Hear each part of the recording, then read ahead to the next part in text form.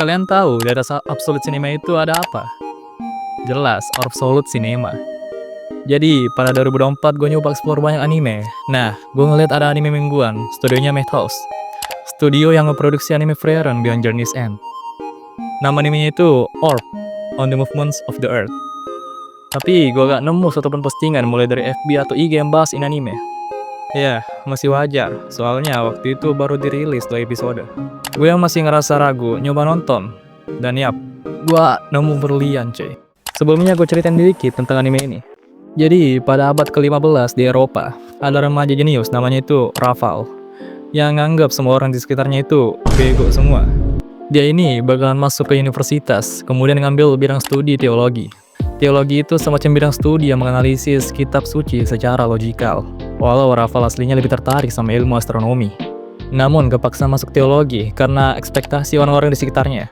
Tak lama kemudian, Rafal disuruh sama Potocki selaku ayah angkatnya buat jemput mantan penista, namanya itu Hubert.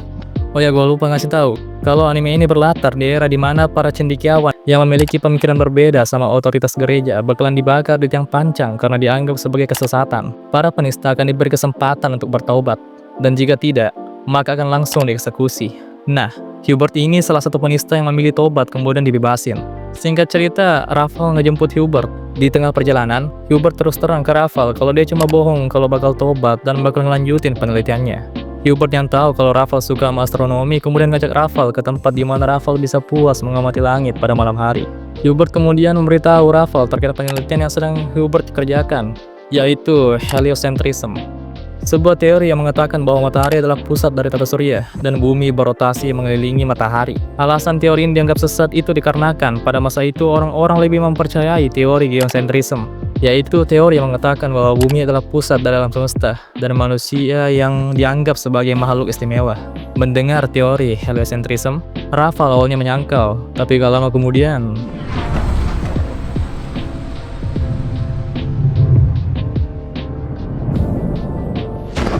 Rafal yang merasa penasaran kemudian nyoba ngedalamin dan menyempurnain teori heliocentrism.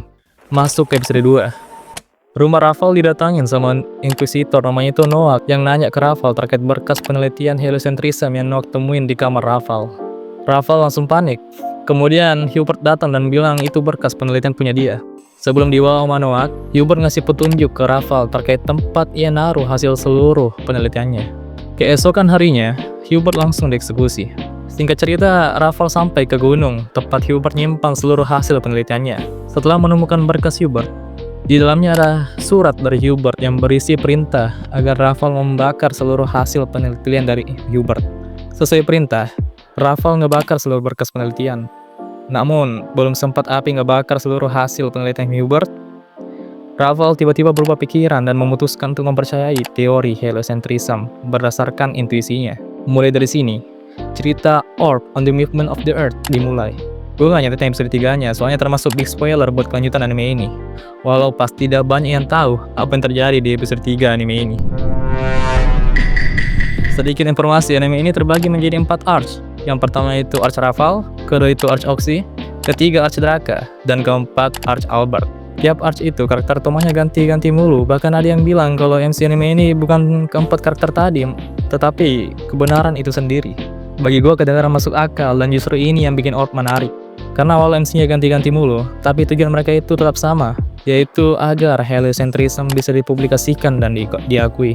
Sama halnya dengan kebenaran yang terus dibungkam pada era itu.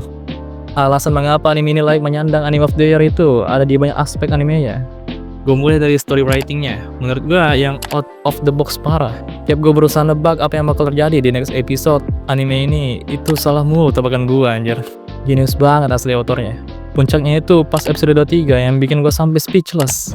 Emosi gue campur aduk asli pas nonton episode ini. Gak gue ceritain detailnya karena jelas spoiler berat. Yang bikin anime ini unik itu juga ada di dialognya. Walau anime ini kebanyakan yeping doang, tapi kerasa banget tegangnya cuy. Asli pembahasannya daging semua anjir. Ditambah soundtracknya yang ngedukung banget dialog animenya yang udah tegang jadi makin tegang lagi cuy. Kalau nonton Frieren itu pasti vibes-nya tenang, santai, dan chill. Nah, kalau Orb itu sebaliknya, malah tegang mulu. Alasannya itu ya karena anime ini hampir gak ada yang namanya plot armor cuy. Jadi semisal ada hint karakternya bakal wafat di next episode, ya beneran wafat. Dan yang paling memorable dari anime ini itu ada di openingnya. Lu kalau ketemu fandom ini anime pasti bakalan kayak gini. Ini opening terngiang itu cuy di kepala. Ditambah ini opening dibikin 4 versi, ngikutin arc yang lagi berlangsung di animenya. Kedua lagu endingnya itu dibawain sama Yorushika yang vibes-nya itu kalem banget anjir. Padahal animenya itu vibes-nya tegang mulu. Tapi pas masuk ending langsung berubah 180 derajat asli. Kurangnya ini anime kalau bagi gue itu ada di pencahayaannya yang gelap banget anjir. Kalau ada scene malam hari itu harus banget naikin brightness HP biar bisa ngeliat si karakternya lagi ngapain. Mungkin studionya sengaja supaya hawa horornya makin kerasa. Tapi serius, itu gelap parah. Masih banyak poin plus anime ini yang gak bisa gue jelasin langsung. Mungkin gue bakalan ngebikin part 2 khusus pembahasan buat anime ini. No debat, ini calon anime of the year 2025 kalau bagi gue. Hampir segala aspeknya unggul jauh dari anime mingguan kebanyakan. Rating dari gue jelas 10/10. Sekian dari gue, bye.